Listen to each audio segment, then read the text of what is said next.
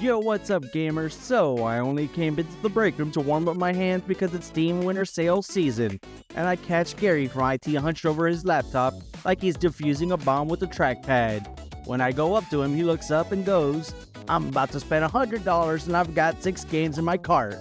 6? I lean over at his cart and realize he's about to hit purchase on a list that is technically on sale, but absolutely not worth the damage. So I did what any responsible janitor would do. I told him to stop it and let me take over. Looks like today we're building him a list of 2025 only Steam games to purchase for under $100 during the sale.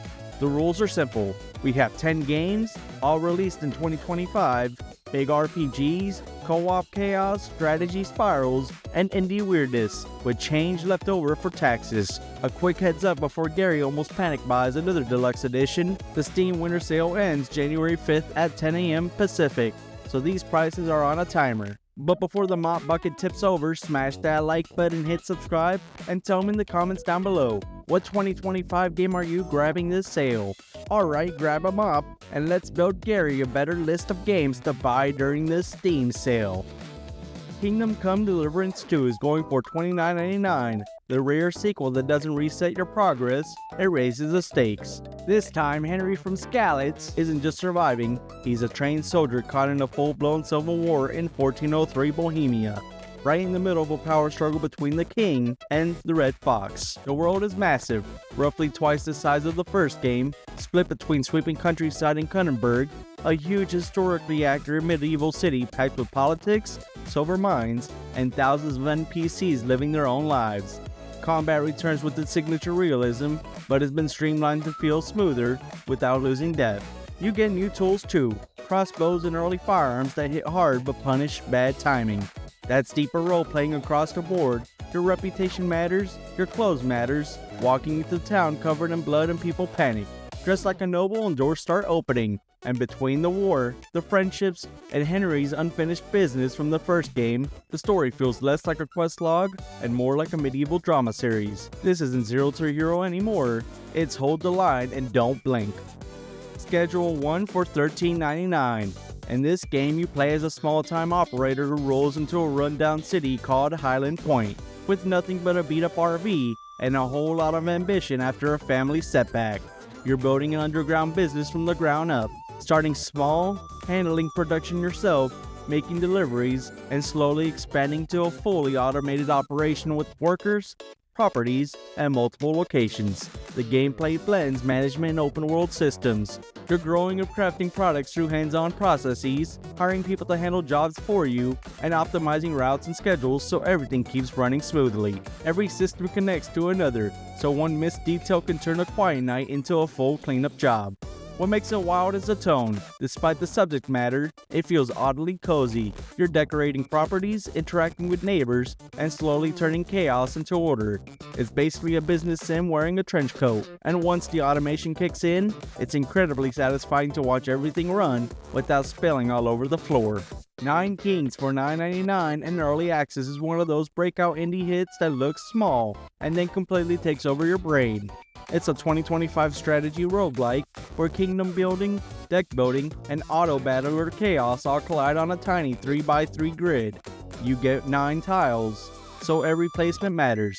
You pick one of the 9 kings, each with a totally different playstyle, and build your kingdom by drafting cards for units, buildings, and spells. Every round is a year. First you plan and build, then your kingdom auto battles against a massive enemy wave. Survive, and here's the fun part. You can steal cards from the rival king you just beat. That means wild hybrid builds, mixing economies, magic, monsters, and nonsense in ways that absolutely break the game. And the developers encourage it. Infinite gold, screen-filling armies, absurd synergies, that's the goal, not a bug. It's fast, addictive, and perfect for short sessions, which is dangerous because one more run is always a lie. Heroes of Hammerwatch II for $9.99 is the long-awaited sequel to the cult favorite roguelite. And yes, this is the roguelite one, not the open-world Hammerwatch II from 2023. The loop is simple and dangerous. You pick a hero and dive into the Dark Citadel, a massive procedurally generated dungeon packed with monsters, traps, and loot. Gold, resources, blueprints, you grab everything you can before the dungeon decides you've had enough. Here's the hook. Anything you send back to town is permanent. Between runs, you upgrade your hub, blacksmiths, taverns, chapels, which means every future run starts stronger. Even failed attempts still move you forward, turning frustration into momentum. There are 7 classes, each with unique skill trees, shared bonuses, and playstyles that reward experimenting. The environments are bigger and more dynamic than the original, and you tackle the entire thing solo or with up to 4-player co-op. Beat the game once? Cool! Now it ramps up into New Game Plus, where the difficulty and the rewards spiral out of control. This is long-term dungeon cleanup. Clear a floor, upgrade the tools, go deeper next time. R.E.P.O is going for $6.99 and it's in early access. This one stands for Retrieve, Extract, and Profit Operation. And yes, it goes exactly as wrong as that sounds. This is a viral co-op horror hit of 2025, where you play as little robot workers set into haunted ruins to grab valuables for a very uncaring computer boss. The twist? Everything uses realistic physics. You don't just pick up loot, you carry it. Pianos, paintings, fragile junk. Drop it, bump a wall, or panic turn too fast, and suddenly you're making noise, which is the worst thing you can do. The monsters can hear you, voice chat included, so half the game is whispering, half the game is screaming, and the rest is watching your friends drop the loot right before your extraction. You earn surplus to buy upgrades, tools, and gadgets between runs, and the maps are generated, so no 2 cleanup jobs go the same way. It supports up to 6 players, and most of the deaths aren't even from monsters. They're from someone yelling, "I got it," and absolutely not having it. Look Outside is going for $6.99, and this is a survival horror that messes with your head instead of jump scaring you every 5 seconds. A mysterious object appears in the sky, and anyone who looks at it changes. Badly. You play as Sam, trapped inside a 4-story apartment building with 15 days to survive until whatever this thing is finally passes. Your apartment is your safe zone. You cook, sleep, clean up, and try to stay sane. Step into hallways though, and it turns into a tense exploration, scavenging supplies, dealing with neighbors who aren't exactly neighbors anymore, and choosing when it's worth pushing deeper. Combat is turn-based and slow on purpose. Enemies start far away, then creep closer, getting more detailed and more unsettling the longer you hesitate. Time only moves when you act, so every decision matters. Stay out too long, fear rises. Retreat too early, and you miss resources. You can even recruit other survivors to live in your apartment, which helps in fights, but now you've got more mouths to feed and more problems to manage. It's quiet, it's unsettling, and it turns basic survival chores into the most stressful part of your day. Like checking the hallway after you just mopped and hearing footsteps anyways. The Headliners is going for $5.19, and this is a co-op horror for people who look at giant monsters and think, yeah, but what if I got closer for the shot? You and up to 8 completely irresponsible journalists are dropped into a city under attack by massive, city-leveling creatures, starting with New York, and your own job is to capture the most headline-worthy photos possible, and then escape. Every run is about risk versus reward. Get too close, you might not make it back. Stay too safe, and your photos won't be worth anything. Everything is physics-based, so buildings collapse, cars go flying, and teammates get tossed around like loose office chairs. Half the danger comes from the monsters, the other half comes from your friends panicking. Between runs, you spend your earnings on better gear, traps, parachutes, emergency tools, even ways to call in backup when things spiral out of control. Peak is going for $4.95, and this is what happens when teamwork, gravity, and bad decisions all show up for the same shift. You and your friends play as stranded scouts on a mysterious island, and the only way off is to go straight up. A massive generated mountain that resets every single day. Everything is physics-based, you're manually grabbing ledges, managing stamina, and trying not to pass out halfway up a cliff because you trusted a berry that looked mostly edible. The climb changes every 24 hours, so the community is constantly learning routes, hazards, and shortcuts together. No 2 days or disasters play out the same. Co-op tools like ropes and cannons let you help teammates or accidentally launch them into the void, and proximity voice chat means you hear every panic yell in real time.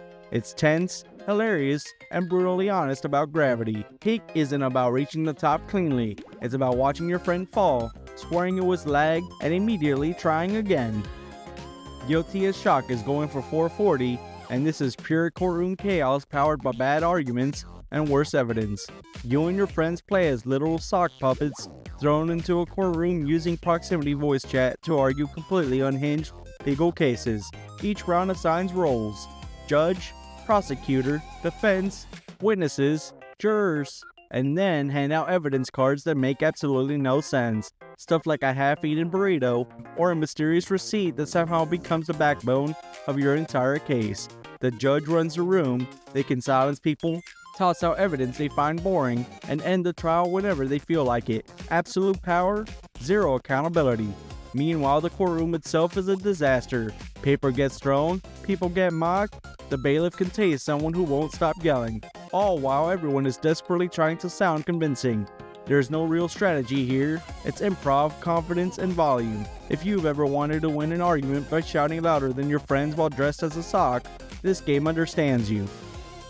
Drillbird for $2.39 is a cozy digging platformer with just enough pressure to keep you honest. You play as a small bird that falls out of the sky and survives by drilling underground with a beak shaped like a power tool. Simple job: dig, grab ore, and make it back to your nest before your night hits. The deeper you go, the better the rewards, but fuel is limited, and if you stay out too long, something in the dark starts looking for you. No jump scares, just quiet panic. Between runs, you bring your haul back to upgrade your drill, your movement, and to feed this massive mysterious egg sitting in your nest. Every trip makes progress feel meaningful. There's no dialogue, no tutorials yelling at you, just atmosphere, music, and vibes doing the storytelling. It's short, focused, and weirdly emotional, like clocking out on time, but still worrying about what's waiting in the parking lot. So there it is, the 2025 only Steam games list to grab during this winter sales event. 10 games deep, built for under $100, the total came out to $94.87, with change left over for taxes.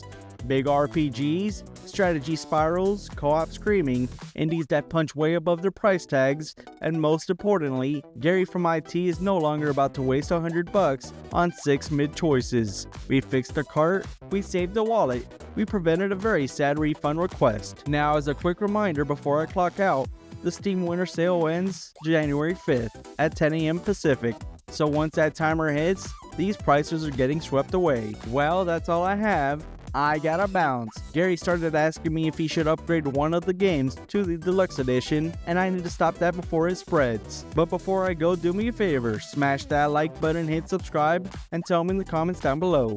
What game should Gary grab first, or what should we swap in next time? This is Scruffy the Janitor signing off. Peace out.